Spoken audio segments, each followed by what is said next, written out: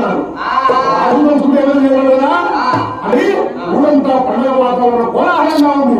పచ్చని రోజు పరమాన్న సిద్ధపోవడం సురవేదమైన భోజనం వడ్డించి 3 రోజుల పురుగు చేసినాడు. అక్కడ భోజనాలు కొనుక్కుంటారని ఆయన సంతోషకున్నారా? అప్పుడు 7 మంది భార్యలు చేసినాడు.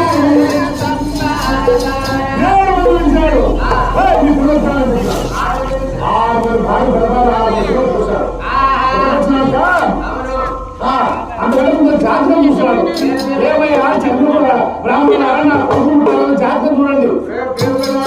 పేరు పెట్టాలి కదా పిల్లవాళ్ళు. జాతకం వచ్చిందంటే అప్పుడు వేదా పండితులు మనకు అందరూ వేదావులు బ్రాహ్మణులు చూసి పంచాంగాలు తెలియజేసి అయ్యా నీ కొడుకులు మంచి వాళ్ళే మంచి గడియలో పుట్టారు.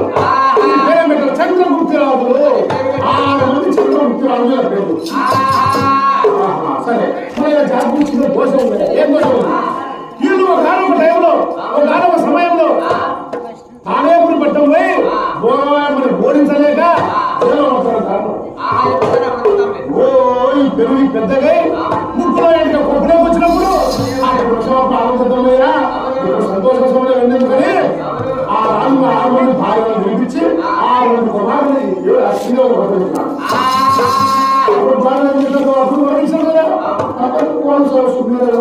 ఏమన్నా అప్పుడు పిల్లవాళ్ళని పెద్దప్పుడు రాజకీయాలు చూడాలి పిల్లవాళ్ళని.